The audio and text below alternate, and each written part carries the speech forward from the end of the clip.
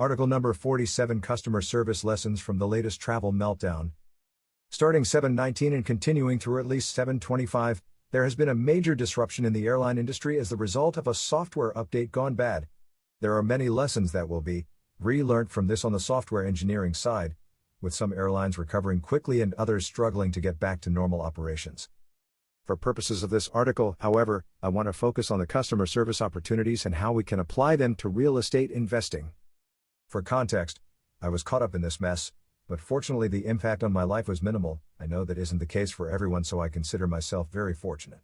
On the return from a vacation in Norway, my flight home was cancelled and automatically rescheduled for 2 days later.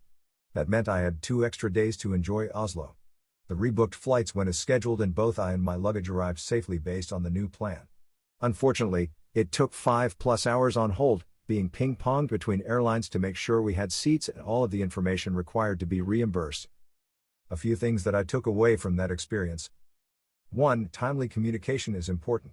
We were notified of our flight cancellation the night before our scheduled flight, so I didn't have to get up at 4 a.m. and head to the airport only to turn around.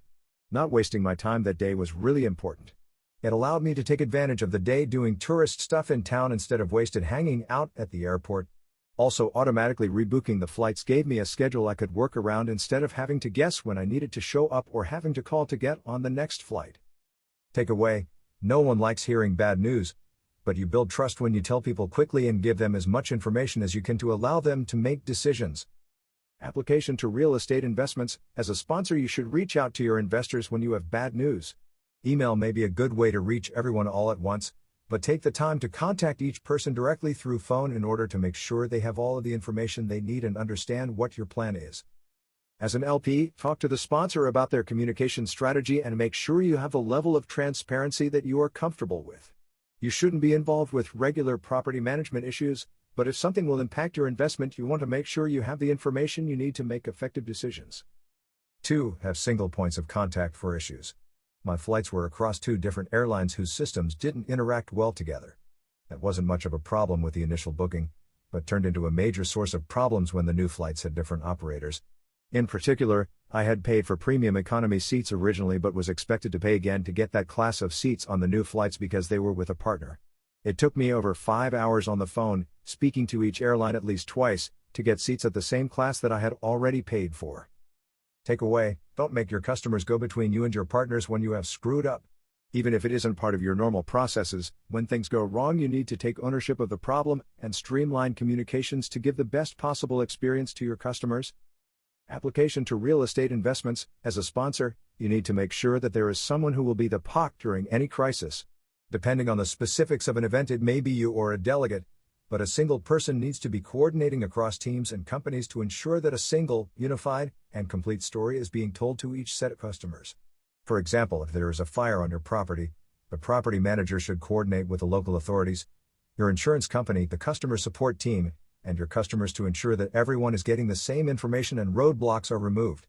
At the same time, the sponsor should be working with the property manager and the investors to keep them in the loop as well. As an LP, make sure you know who your POC will be if something unexpected happens and how you should be expected to be contacted. This should be an unusual occurrence, with most communication occurring through standard mechanisms, but it is worth making sure the sponsor has thought through their strategy.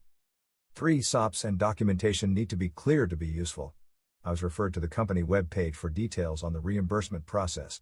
Unfortunately, the web pages didn't contain the information I wanted to know. For example, if there were limits on the reimbursements for food, whether they would cover drinks, etc., and the people I was talking to had no idea either. They just kept referring me to the website. Takeaway: it is critical to have good documentation and SOPs so you don't miss things in crisis mode. Make sure that the information is as complete as possible, and the SOP should be able to seamlessly handle requests that cannot be addressed by the existing documentation.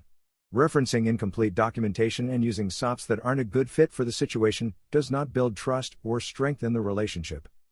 Application to real estate investments. As a sponsor, it is important to ensure that your operators and customer service teams have solid SOPs and documentation in place that can support them when, not if, things go wrong.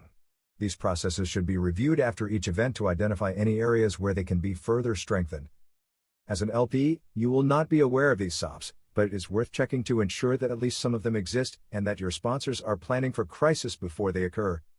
4. Empower your people to do the right thing. After 5 hours and 4 agents, I finally reached someone who was able to address my problem in about 5 minutes. She understood exactly what I was trying to do and the position I was in. Instead of trying to generate an extra $50 in revenue for the company, she simply took care of things, going above and beyond. She single-handedly raised my impression of the company. In contrast, an agent with the other company refused to answer even the most basic questions and transferred my call to the other company without permission. Takeaway: your frontline customer service team has the ability to turn a bad situation into a good one, but only if they are able to do the right things. SOPs should have steps to follow when a crisis occurs that may be different from normal situations. When your customers are facing problems of your making, make sure your SOPs give the support team the authority to make things right for the customer, going outside of the normal processes as appropriate. Nothing will alienate a customer more than having to follow a process that doesn't account for the exceptional circumstances that you have put them in. Application to real estate investments. Real estate is a long-term investment strategy. You need to have a solid customer and investor base to be successful. Making sure that your team does the right thing when something goes wrong will build your reputation and strengthen your brand over time. Whether you are an airline, a property manager, or a sponsor dealing with investors, it is worth keeping in mind your customer's perspective and taking small steps in advance of a crisis to minimize the impact of a problem on your customers, like establishing POCs, reviewing your documentation, and creating crisis support SOPs. This builds trust with your customers and strengthens your relationship with them. Providing great customer service is a major differentiator and can separate you from your competition. As the saying goes, never let a good crisis go to waste, and instead take the opportunity to make your handling of it build you raving fans. This article is my opinion only. It is not legal, tax, or financial advice. Always do your own research and due diligence. Always consult your lawyer for legal advice, CPA for tax advice, and financial advisor for financial advice.